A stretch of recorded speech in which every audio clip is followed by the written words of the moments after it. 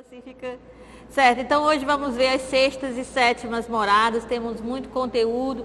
Então desculpa eu ficar sentada, mas é porque ainda não estou bem, estou me recuperando, não é? Final de semestre é difícil.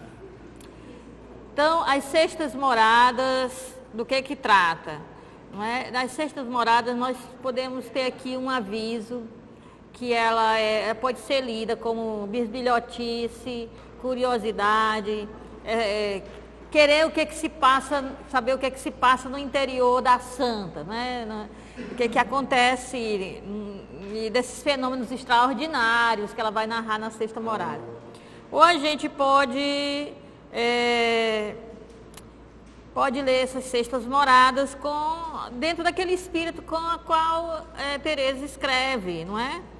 Que é nos ajudar a entrar nessa terra santa, tirar as sandálias, entrar nessa montanha, essa fenda na rocha, onde Moisés vê a sarça ardente, né, que é uma das metáforas que ela vai usar. Então ela não vai descrever os fenômenos com o objetivo de que a gente se apegue a eles, ou que a gente tenha curiosidade, ou que queira saber como é que eles funcionam e achar isso aí é para ela, isso aí não é para nós e não sei mais o quê. Mas ela tem a finalidade de escrever exatamente para nos levar a um discernimento. Não é? Então, é com isso que a gente vai agora ver. Então, qualquer coisa de fenômenos que aconteçam são como ela disse, são as mercês que Deus quer dar, mas não são necessárias. Não tem a menor necessidade disso acontecer. Não é? Então, ela quer descrever, bem detalhadamente, o que acontece com a alma, o que ela experimenta, quais são os desafios, quais são os efeitos, porque ela quer nos orientar a fazer a mesma experiência. Quer dizer, cada experiência pessoal é única, mas ela descreve para que a gente possa saber discernir as nossas, não é? Então, ajuda a gente a discernir nossas próprias experiências. Então, as sextas moradas são as mais extensas de todo o livro do Castelo Interior. São 11 capítulos, dos 27 capítulos que tem em todo o livro. Não é? Então, praticamente, é quase a metade de todo o livro. São as sextas moradas. E as sextas moradas retomam o tema que ela havia deixado truncado lá no seu primeiro livro, o Livro da Vida, não é? Escrito 12 anos antes do Castelo Interior. E que o Livro da Vida foi escrito logo após ela ter os primeiros êxtases. Então ela não tinha coisa muito elaborada, as experiências ela não tinha amadurecido quando escreveu o Livro da Vida. Agora, 12 anos depois que cessaram os êxtases, porque quando ela escreve o Castelo, já os êxtases cessaram, esses fenômenos que ela vai descrever, né, que som é esse?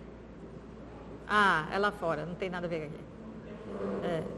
Então, esses fenômenos que ela descreve nas sextas moradas, ela já não os tem mais, eles já não acontecem mais.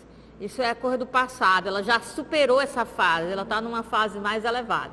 E é incrível que a gente acha que o mais alto grau de oração é o grau do êxtase, mas, no entanto, não é. O êxtase tem que passar para a pessoa ter o mais alto grau da união mística, que é o matrimônio espiritual. Quer dizer, que não tem nada disso e nem isso é necessário, a pessoa já vive num estado de santidade, de união contínua com Cristo. Não é? Já não sou eu que vivo, é Cristo que vive em mim, que não tem mais nenhum desses fenômenos, não tem mais nada disso. Então ela já não vive mais nenhum desses fenômenos, ela já está num grau mais alto de união com Deus, que não é nada disso é mais necessário, isso aí fazia parte da caminhada, isso já foi superado. Então agora com essa maturidade espiritual, não é?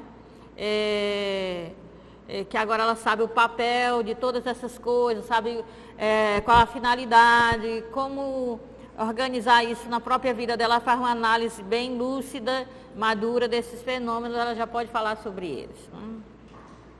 Então, quem quiser saber se essas sextas moradas estão conectadas com os capítulos do Livro da Vida, aprofunda esses capítulos, 16 a 20, 23 a 40, quando ela menciona essas coisas. Então nós vamos andar um pouco rápido, porque o conteúdo é longo, aí na próxima vez nós não teremos mais conteúdo, nós faremos aqui uma vivência, e aí, mas se tiver no final alguma dúvida sobre essas coisas que a gente puder, a gente pode conversar, porque nós teremos tempo para isso. Agora eu preciso dar o conteúdo. Então, dos 11 capítulos, nós temos aqui o primeiro, que ela vai falar quanto maiores as mercês, quanto mais graça, quanto mais a misericórdia de Deus, porque ela considera todas essas coisas graças, ela chama de mercês. Quanto mais mercês, mais trabalho, né? Recebe mais dom, mais trabalho a fazer, mais serviço, não é? Então, vai falar do primeiro fator do capítulo 11, que é o fator, antes de qualquer graças, êxtase, qualquer coisa, tem a tal da ferida na alma, que ela vai mencionar agora e vai descrever. Então, aquilo que ela chama, com a metáfora de ferida, é o que João da Cruz chama de noite escura. Então, Teresa usa a metáfora, a chaga, não é, a ferida na alma. E João usa a noite escura. São metáforas, são tentativas de dizer, não é, o que eles passam. Então, é uma certa ausência de Deus, não é? No livro da vida ela já tinha mencionado, quando tem Veia e é livro da vida, no capítulo 29, né? Então aqui ela, no capítulo 1 dessas sextas moradas, ela vai mencionar o aspecto doloroso da ausência de Deus. Então, a partir do exterior, qual é a parte do exterior? A incompreensão. Aí todo mundo bate, todo mundo persegue, todo mundo calunia, todo mundo não é? Então, vem muitas provações do ambiente exterior. Então, ela fala das incompreensões, perseguições de amigos e orientadores. Eu tinha colocado aí de vermelho para ler, não sei se dá tempo, não é? Ler alguma coisa aqui desse capítulo 1, que ela menciona aqui no número 7, por exemplo, conhecemos uma pessoa que se trata dela, que em 40 anos decorridos, desde que ele começou o Senhor a fazer a mercê referida, pode com verdade dizer que jamais passou um dia sem dores e diversos padecimentos, vindos da falta de saúde corporal e também das perseguições. Aí ela diz, comecemos pelo tormento de dar com um confessor, de tratar com um confessor tão sisudo e pouco experiente que nada tem por seguro. Se vê coisas não ordinárias, tudo receia, tudo põe em dúvida, especialmente se na alma, por Deus favorecida, vê alguma imperfeição. Imagina que há de ser um anjo quem tais mercês recebe, o que é impossível, enquanto se vive nesse corpo. Sem mais, tudo condena e atribui ao demônio a melancolia. A melancolia era a neurose, né, na época de... Então ela diz, entretanto a pobre alma que vive com os mesmos temores e vai ao confessor como a juiz, vendo-se condenada por ele, não pode deixar de sentir tão grande tormento e perturbação que só entenderá esse gravíssimo trabalho quem o houver experimentar. Então a pessoa já fica preocupada, sentindo coisas que não são cotidianas, corriqueiras, procura um confessor e o confessor diz assim, é do demônio. Quando não diz é uma neurose, é do demônio, isso aí não é de Deus não. Então, se quem poderia ajudar já condena, como fica, não é? Então ela menciona, e tem muito mais coisa nesse capítulo 1, a respeito a esses orientadores espirituais, esses guias espirituais são sisudos, não entendem nada, são desconfiados e tudo é do demônio, não é? Então, ela começa a falar dessa chaga, dessa ferida que vem do exterior, mas ela também está no interior da pessoa, né? Então, nós hoje chamamos de trauma, né? O trauma é uma lesão no corpo provocada por agentes externos. No plano psicológico, nós chamamos de trauma uma lesão produzida na psique, ou na afetividade, ou no subconsciente, como algo negativo. Tanto o trauma físico, né, como o trauma psicológico, são provocados por outrem a nós, não é? e são algo negativo. Na linguagem mística, o trauma ou a ferida tem conotação positiva e poética. Então ela usa, por exemplo, Cântico dos Cânticos, que em latim tem feristes meu coração. Se a gente for ler no hebraico, tá dilatastes, né, meu coração, mas em latim está feristes. Também no Salmo 42, que no latim é o Salmo 41, fala que a serva, né, a coça ou a serva, no curso, procura as águas, ela está ferida e sedenta, então ela procura as águas, e da mesma forma é a alma que está ferida e sedenta por Deus. E Luiz de Camões, né? Amor é ferida que dói e não se sente, é um contentamento descontente, certo? Então, o Camões também falou isso, né? Então ela vai falar dessa ferida de amor, não é? E que ela sente uma ausência de Deus, é como se Deus não estivesse se importando que todas essas perseguições acontecessem a ela e também essas coisas que ela vai sentir no íntimo também, né? Então, o capítulo 1 é sobre essa questão da ferida, não é? A alma que é ferida, ela é traumatizada, né? Ela é lesionada, sei lá como é que chama.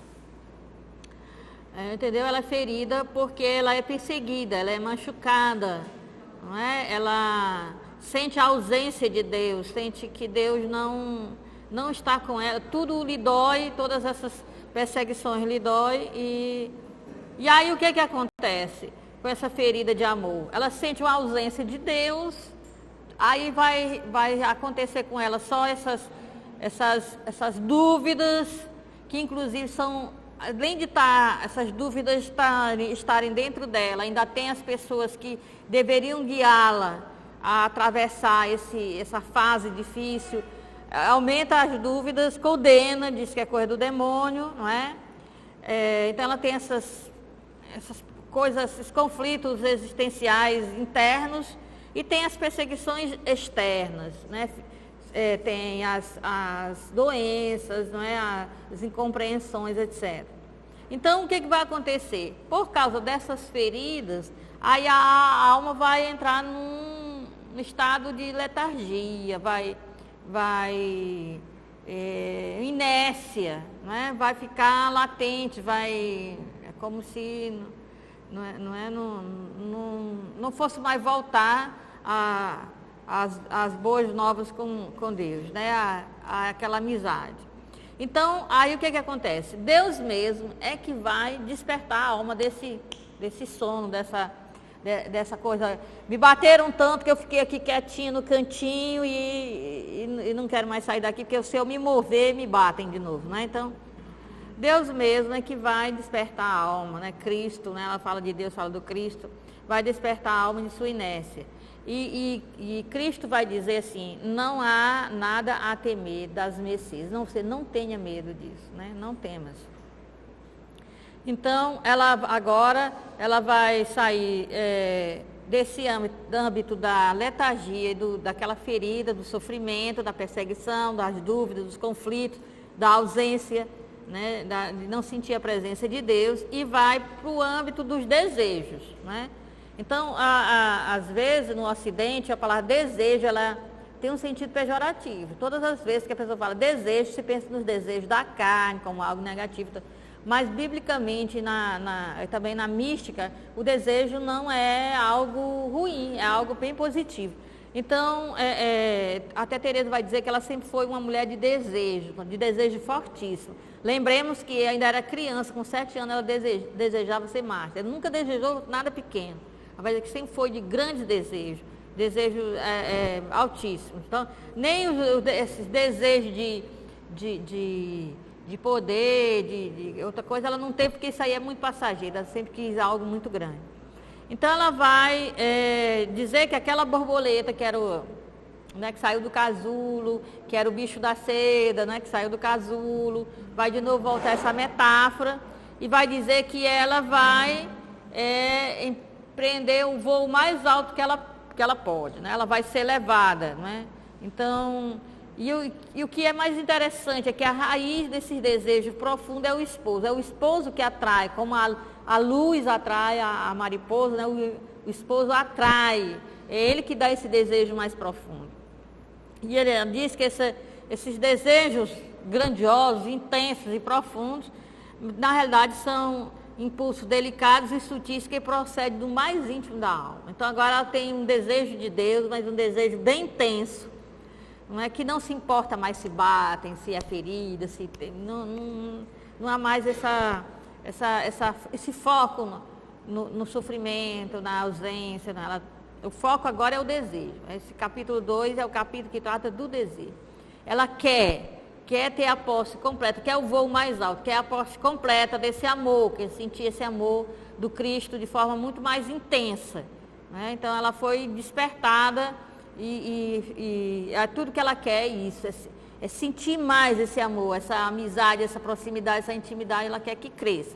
Esse é o que ela fala do desejo, né? Então o capítulo 1 é o capítulo do sofrimento, da ferida, o capítulo 2 é o capítulo do desejo. Ela deseja entregar-se, abandonar-se nesse relacionamento mais íntimo, mais profundo com Deus. Então o capítulo 3 trata da seguinte matéria, sobre quando Deus fala à alma. Então agora é o dom da profecia, porque os dons místicos, como diz Paulo, ela segue muito isso que Paulo diz, os dons místicos, dos carismas mais intensos, o da profecia é o melhor, né? Então, só é superado pelo amor, o amor caritas, o amor ágape, né? A profecia é tudo, não é? Então, ela agora vai falar dessa questão da profecia, ela se sente como os profetas do Antigo Testamento, né? Então, Deus vai colocar na alma a mensagem dele, as palavras dele, ela vai ter essa experiência de se tornar profetiza, não é? Ela vai sentir a mesma experiência dos profetas antigos. Então, ela diz, e ela dá os sinais para discernir agora, que ela passou por todas aquelas dúvidas no capítulo 1, se era de Deus, se era da pessoa, se era do demônio, do que era. Agora ela vai dar sinais para se discernir, para não se ter esse tipo de dúvida, não é? Então ela diz, embora pareça maior mercê que as anteriores, pode oferecer ocasião de engano. A profecia, o falar de Cristo na alma, através da pessoa, pode nos enganar. Nós podemos confundir a voz dele com a nossa própria voz, né?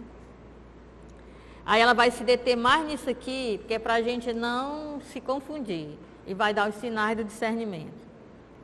Ela diz que existe 3 tipos de palavra na alma.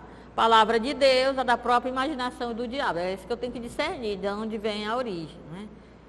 E o mais fácil, na época dele, era dizer, isso é coisa do demônio, né?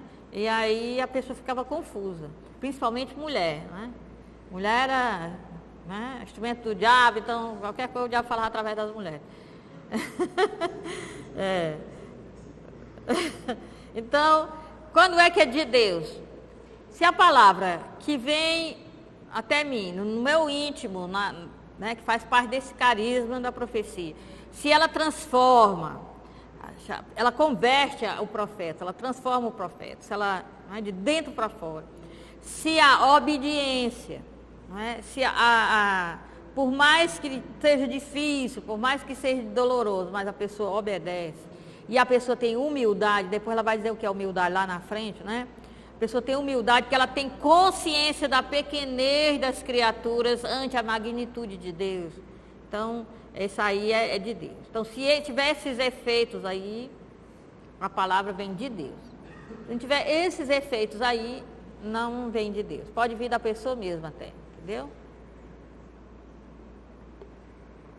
Outra coisa que ainda desse efeito, quando é a palavra de Deus, ela traz uma pacificação psicológica e moral. A pessoa se aquieta mais, não porque não tenha sofrimento, não porque não tenha perseguições, que às vezes até aumenta, mas é porque tem um dom dentro de si que faz resistência a tudo isso, não é? Então a pessoa não é volúvel, moralmente falando, no terreno dos vícios, né?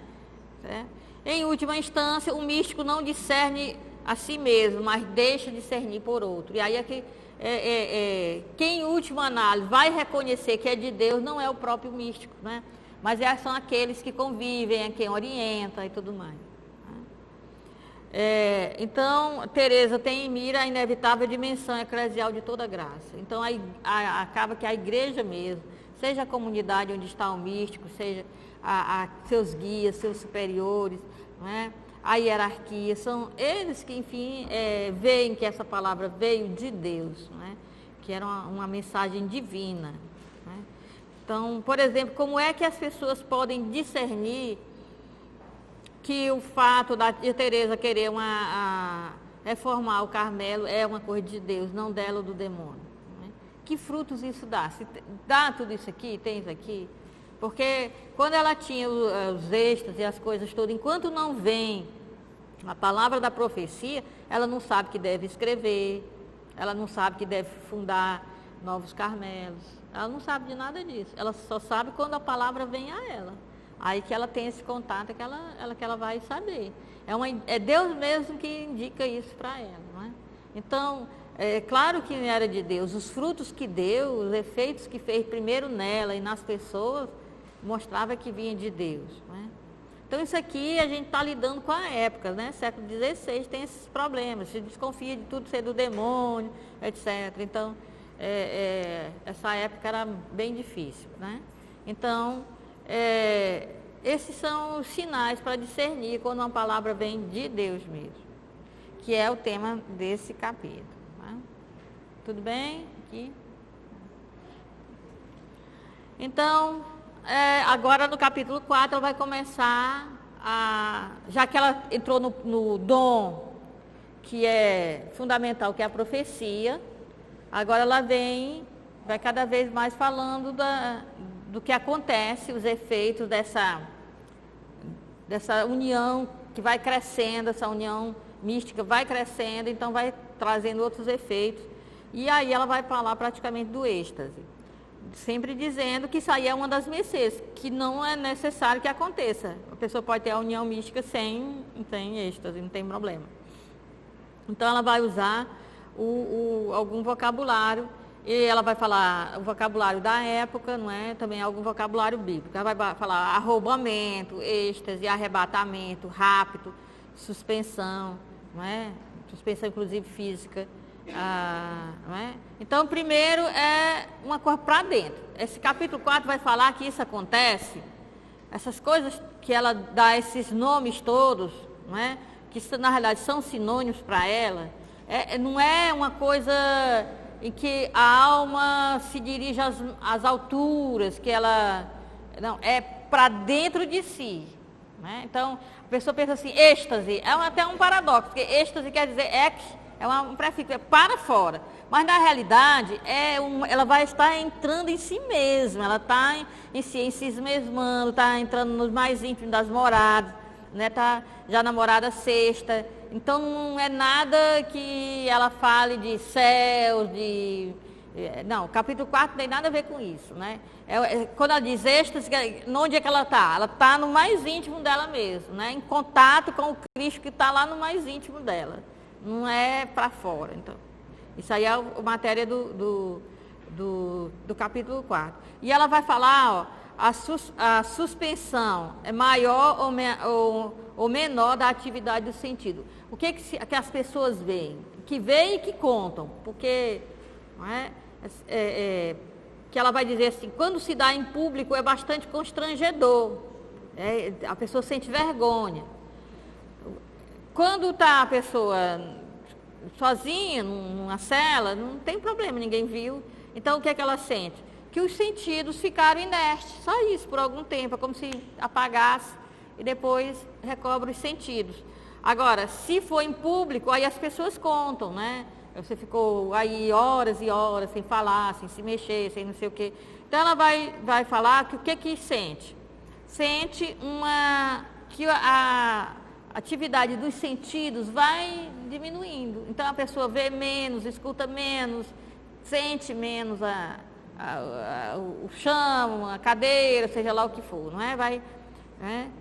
E o que é que acontece? Vai desencadear isso, uma intensa atividade para além dos sentidos. Então, os sentidos internos, os sentidos da alma, vão estar agindo mais intensamente, e os sentidos físicos menos intensamente.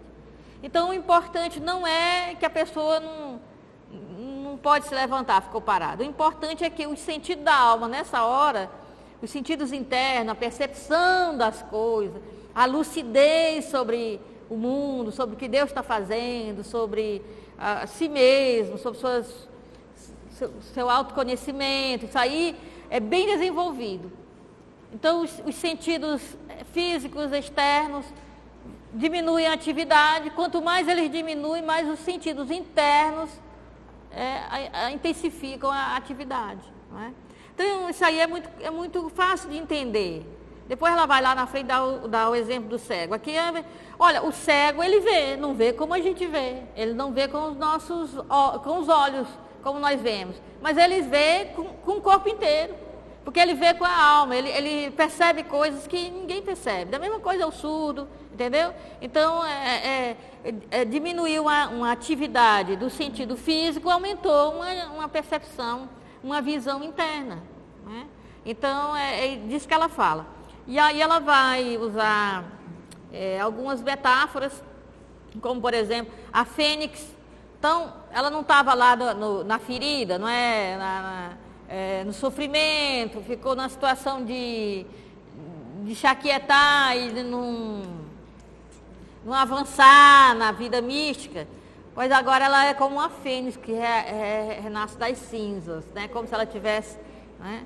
Ela é como a esposa do Cântico dos Cânticos que perdeu o amado e agora quer de volta. É como a sarça que está envolta no fogo, não é? Que tem aquela ardência da sarça. A escada de Jacó, é outra metáfora. E o camarim era a câmara real, né?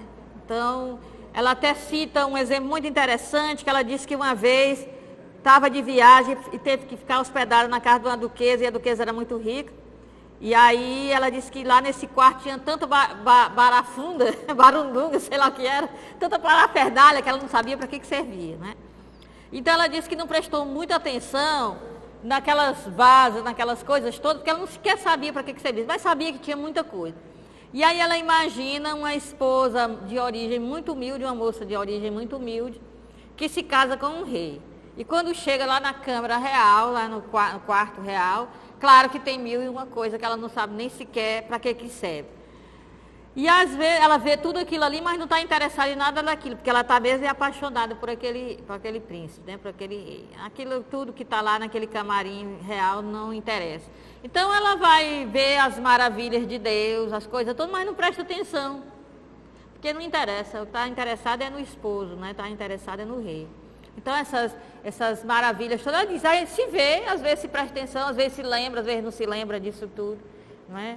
Então, só se sabe que Deus é grande, não é? Que tem muitas mercês, tem muitas maravilhas nesse mundo, mostra essas maravilhas à alma, mas ela não consegue perceber, porque está inebriada de amor, ela está focada naquele rei, ela não se preocupa com objetos que tem no quarto, né? Então isso aí é uma crítica muito grande, principalmente para o nosso tempo, que as pessoas dão muito valor, que é extraordinário, superficial, não é? É muito barulho, a mística é muito barulhenta hoje em dia. Eu não sei como é essa mística, não é? Uma mística que não interioriza, uma mística de muito barulho, muita coisa externa. E ela diz que a alma, num êxtase desse, numa suspensão de sentido, vê coisa que ninguém imagina. E não interessa, não se interessa por nada disso, porque o foco é o amado. Não é? Então, isso aí é uma crítica muito séria ao nosso modo de nos relacionar com Deus hoje. Não é? Então, o que ela fala é que esse contato, não é? Renascer, que ela renasce já das feridas na dimensão profética, né? Deus fala à alma, Deus dá orientações à alma, né? E agora Deus dá essa atividade dos sentidos vai diminuindo cada vez mais no momento de oração, dá o êxtase, não é? O efeito é uma repercussão incrível na conduta moral. essa transfiguração leva a pessoa a se convencer cada vez mais dos pecados, da pequenez sua e de todas as criaturas, né, diante do Criador. E isso repercute numa docilidade, né, no serviço ao outro, no querer o bem do mundo, no querer agradar a Deus. Né? Essa repercussão ela define muito. Então, essa coisa desse pessoal que tem uma visão, ou de Maria, ou seja lá do que for, de um anjo, de Deus, que está numa intensa vida espiritual e se sente mais santo do que os outros, pode desconfiar. Porque um contato mais íntimo com Deus traz uma consciência da pequenez, né? Sua mesma, traz um autoconhecimento e tudo mais. Então, esse é o capítulo 4. Agora, continua a questão do êxtase, só que ela dá outro nome para o êxtase, e para ela isso aqui é diferente, porque ela chama voo do Espírito. Ela vai dar essa terminologia. Né? Às vezes ela se preocupa em dizer o que os teólogos dizem, não é? Ela dizem que se chama isso, pois isso que chama assim, eu acho que é isso, né? Então, ela sempre está criticando essas questões da forma como os teólogos nomeiam, né, as coisas. E ela, não vai citar que são os teólogos, ela dizem, se lê por aí e tal. Ela está bem ligada nas leituras, né, dos teólogos. Então, agora é para o alto. Por quê? Agora, para ela vai chamar de voo do Espírito, porque ela diz que é uma coisa que acontece, que é como um rapto. Qual é a diferença do outro momento? É que do outro momento a pessoa vai entrar em oração, não é? O capítulo anterior, digamos, capítulo 4, a pessoa entra em oração, vai tendo recolhimento, vai se aquietando, vai entrando numa união mais mística, os sentidos vão tendo menos atividade, a pessoa, por algum tempo, dá um branco, não é? Não percebe nada, como se estivesse sentado num sono profundo. Tá, isso aí foi o capítulo 4. E o capítulo 5? O capítulo 5 é quando isso acontece sem tudo isso, de uma hora para outra, a pessoa se vê fora do ar, né? Sem ter se colocado na situação de recolhimento. Ela chama isso de um rapto, é como se, né, pegasse de repente. Não é? Então, ela diz assim, eu tenho muita coisa para falar sobre isso, mas eu não vou dizer nada porque vão pensar que é comigo. Porque ela está querendo o possível de ficar anônima, não é? Se ela for descrever muito como é que isso acontece, vão pensar que sou eu, e é mesmo, é ela mesma, só que ela não quer, né? Eu só não vou dizer muito porque eu não penso, para que não pense que é comigo que isso acontece, não é? Mas aí se não é, mas aí ela se trai porque na linguagem ela não vai descrever alguma coisa, mas ela vai se preocupar com os frutos, em dizer quais são os frutos. Os frutos de quando acontece esse voo, esse rapto, uma coisa que é espontânea, independe da vontade, quer dizer que quando ela escreve isso aqui, ela não tem mais nada disso, viu? Tudo isso é passado, porque isso aqui é o caminho, são os degraus da escada, ela já está no topo, não precisa mais nada disso aqui tudo é superado. Então, os frutos que ela diz, o conhecimento